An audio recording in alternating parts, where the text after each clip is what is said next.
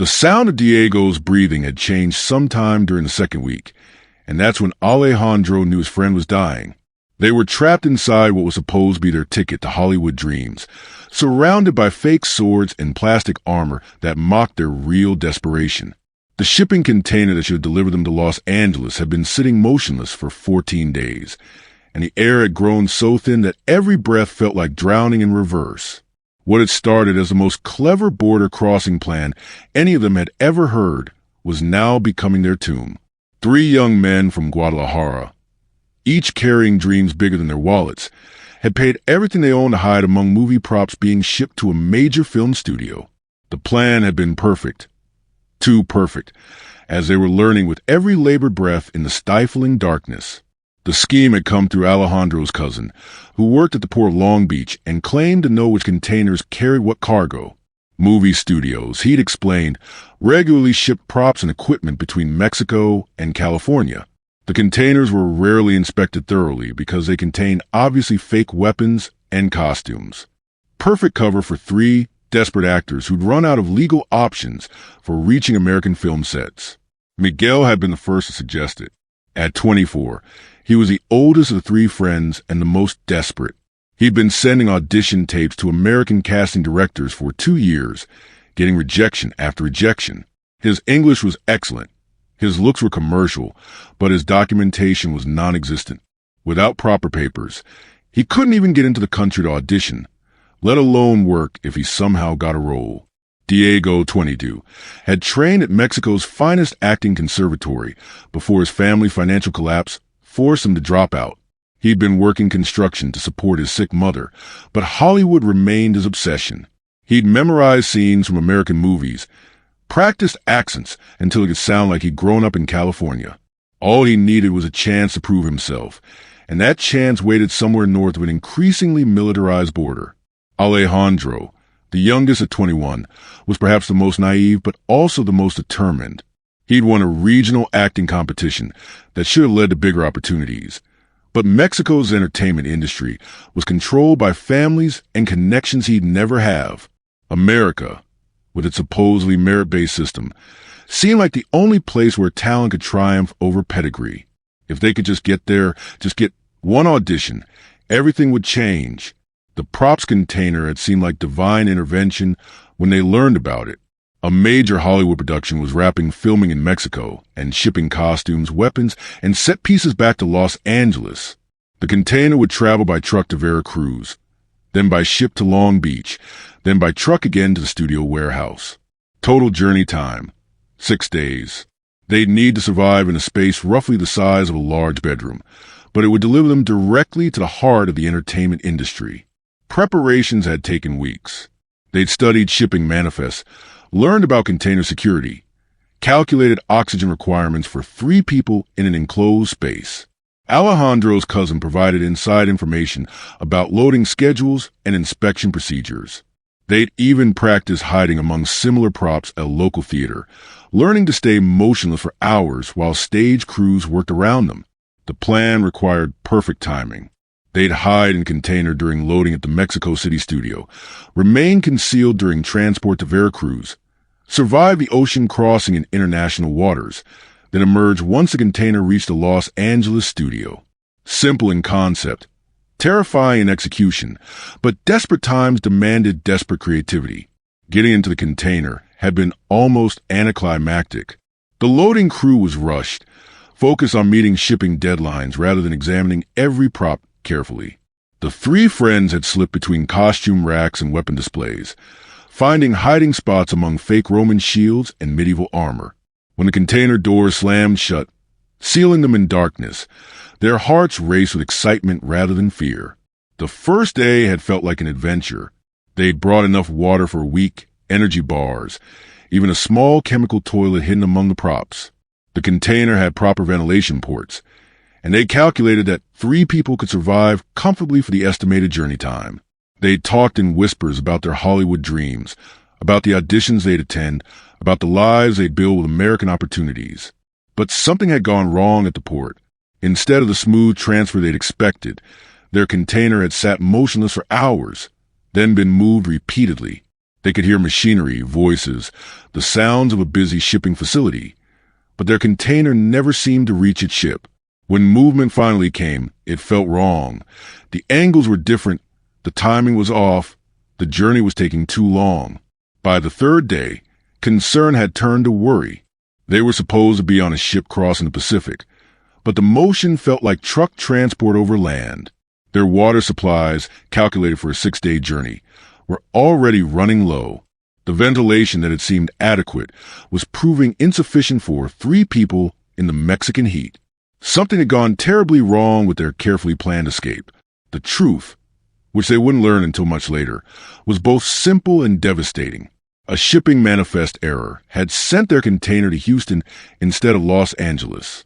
While they waited aboard ship to California, their metal prison was rolling across Texas highways toward a warehouse where it would sit unopened for weeks. The movie props inside weren't needed for any immediate production. The container was simply part of a larger shipment that would be processed when convenient. By the 5th day, rationing had become critical. They divided their remaining water into tiny daily portions, each sip precious beyond measure. The energy bars that seemed adequate now felt like cruel jokes, providing just enough sustenance to prolong suffering without offering real relief. The chemical toilet had overflowed, adding another layer of misery to their increasingly desperate situation. The heat was becoming unbearable. Even with ventilation ports, the metal container absorbed and amplified the sun's radiation. During the day, temperatures inside reached levels that made thinking difficult and breathing painful. They'd strip the underwear, press their bodies against the slightly cooler metal walls, and try to conserve energy by moving as little as possible. Miguel had started showing signs of heat exhaustion first. His skin became clammy, his speech slurred, his movements uncoordinated. Diego and Alejandro took turns fanning him with costume pieces, sharing their precious water rations, trying to keep him conscious. But medical knowledge among 3 actors was limited, and their situation was beyond anything first aid could address. By the 8th day, hallucinations had begun. Alejandro saw his mother calling to him from between the costume racks. Diego had conversations with casting directors who praised his audition technique. Miguel talked to his younger sister, apologizing for leaving her alone with their sick mother. The dehydration and oxygen deprivation were affecting their minds as severely as their bodies. The props around them became increasingly surreal in their condition. Fake swords seemed real, plastic armor felt authentic, costume jewelry looked like precious metals. They were surrounded by the tools of make-believe while facing the most real situation of their lives. The irony wasn't lost on them in their lucid moments. They wanted to play heroes on screen, and were instead dying among fake hero equipment. Diego's condition deteriorated rapidly after the 10th day. The heat exhaustion had progressed to heat stroke, and without medical intervention, his body was shutting down. His friends could only watch helplessly as someone they'd known since childhood fought a battle they couldn't help him win. The container that was supposed to carry them to their dreams was becoming a witness to their nightmares. The ocean crossing they'd expected never came. Instead, their container had been trucked to a Houston warehouse where it joined hundreds of others in long-term storage. The movie props inside weren't urgently needed, and the studio's accounting department was in no hurry to pay storage fees for immediate delivery. Their metal box sat in the Texas heat, its contents assumed to be fake weapons and costumes, not dying human beings. Alejandro had tried to signal for help by banging on the container walls, but the warehouse was automated, visited only by occasional security guards who assumed any sounds came from settling cargo or building expansion in the heat. His desperate Morse code messages went unheard, his pounding fist making no impression on workers who'd grown deaf to the normal sounds of a busy storage facility. By the 12th day, their water was completely gone. They'd tried collecting condensation from the container walls, but the meager drops provided no real relief. Dehydration was advancing rapidly now, their bodies beginning the shutdown process that would lead inevitably to organ failure. Diego had stopped responding to his friends' calls, his breathing shallow and irregular. The movie costumes took on nightmarish qualities in their deteriorating mental state. Roman centurion armor seemed to march around them. Medieval knights appeared to judge their foolish quest. pirate costumes whispered about treasures they'd never find. The props that should have been their camouflage had become accusers, reminding them the fantasy they'd chase into reality's cruel embrace. Miguel's heart attack came on the 14th day, sudden and devastating. One moment he was trying to comfort the unconscious Diego. The next he was clutching his chest, gasping for air that barely existed. Alejandro could only hold his friend as life drained from his eyes, surrounded by fake weapons that couldn't defend against real death. The strongest of them was the first to surrender to the container's cruel mathematics. The discovery, when it finally came, was accidental. A studio accountant had noticed discrepancies in the inventory shipped from Mexico. Certain valuable props were missing from a manifest, and insurance required a physical inspection of the containers. The warehouse crew that opened Alejandro's prison found a scene that will haunt them forever. 2 dead young men and 1 barely alive, surrounded by the movie props they'd hoped would carry them to stardom. Alejandro's rescue was dramatic, but too late for his friends. Paramedics worked frantically to stabilize his failing organs, pumping fluids into his dehydrated body, fighting to reverse the damage of 2 weeks without adequate water. He drifted in and out of consciousness, seeing Diego and Miguel's faces in the medical equipment, hearing their voices in the hospital's white noise. The investigation revealed the shipping error that had doomed them. A simple clerical mistake had changed their destination from Los Angeles to Houston. The container had sat in storage because no one expected it to contain anything time-sensitive. The movie props inside were catalog items, easily replaced if damaged. No one had considered that the cargo might include human beings betting their lives on a shipping schedule. The studio faced difficult questions about security and cargo inspection. How had 3 people hidden among their props without detection? What protocols existed for preventing human trafficking through their supply chains? The props themselves became evidence in a case that revealed the entertainment industry's unwitting role in desperate people's migration schemes. Alejandro's recovery was slow and incomplete. The dehydration had caused kidney damage that would require lifelong monitoring. The psychological trauma of watching friends die while surrounded by Hollywood's fake artifacts created a specific form of survivor's guilt. He'd achieved his goal of reaching America, but at a cost that made the achievement meaningless. The legal aftermath was complex. Immigration authorities wanted to deport him, but humanitarian groups argued he'd suffered enough. The studio faced liability questions about cargo security. The shipping company investigated its manifest procedures. Everyone pointed fingers, while 3 families in Mexico planned funerals for dreams that had died in a Houston warehouse. Diego and Miguel's bodies were repatriated to Mexico, where their deaths became cautionary tales in the acting community. Young performers still dreamed of Hollywood success, but a container tragedy reminded everyone that some risks weren't worth taking. The movie props that failed to hide them were eventually used in productions that would never acknowledge the real drama they'd witnessed. Alejandro remained in the United States, his immigration status complicated by the circumstances of his arrival.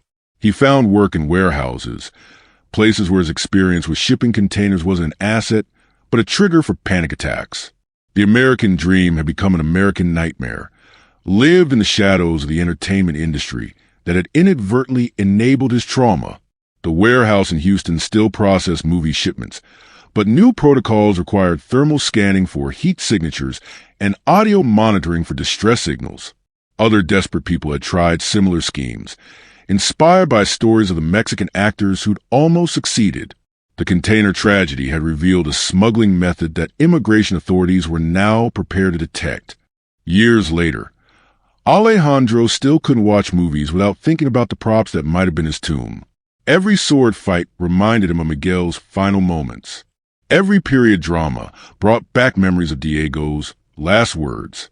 The entertainment industry that called him from across the border now served as a constant reminder of the friends who died answering that call. The specific container that had carried them was retired from service, considered too associated with tragedy for continued use. But identical containers still cross borders daily, carrying legitimate cargo and occasionally hiding desperate people who'd heard whispered stories of successful crossings. The smuggling networks adapted, learned from failures, found new ways to exploit commercial shipping routes. Mexico's acting schools began including warnings about illegal border crossings in their career guidance programs. Too many talented young performers had risked everything chasing Hollywood dreams that could be pursued through legal channels, given enough patience and persistence. The container tragedy became a required case study in making smart career decisions versus desperate gambles. Alejandro never became the actor he dreamed of being. The trauma had stolen his ability to pretend, to inhabit fictional characters when real life had become too intense to escape. He worked honest jobs, sent money home to support Diego and Miguel's families, carried the weight of surviving when they hadn't. His American story had ended before it truly began, in a metal box filled with fake treasures and real death. The movie props that had been his companions during those terrible weeks were eventually used in various productions. Somewhere in Hollywood, the plastic swords and costume armor that had witnessed his friends' deaths were being used to tell stories of heroism and adventure. The irony was constant. Objects designed for make-believe had become part of the most real experience of his life. Sometimes Alejandro would see shipping containers being loaded at the port where he worked, and he'd remember the excitement of climbing into what they thought was their ticket to stardom. The metal boxes looked the same from outside, gave no hint of their contents, promised nothing about the journeys they'd enable. But he knew now that some journeys led to destinations no one intended, that some tickets were only good for one-way trips to tragedy. The dreams hadn't died completely. Late at night, Alejandro would still practice monologues, still imagine auditions, still wonder what might have been if a shipping clerk hadn't made a simple mistake. But the dreams were haunted now by Diego's voice and Miguel's laugh, by the memory of friends who believed so strongly in Hollywood magic that they trusted their lives to a container full of fake props and real hope. The wrong city had claimed their lives, but the right dreams lived on in Alejandro's damaged heart. He carried his friends' ambitions along with his own guilt, surviving not for stardom they'd all craved, but for the memory of the journey that had started with such promise and ended with such devastating finality. The container had delivered him to America, just not to the America any of them had imagined.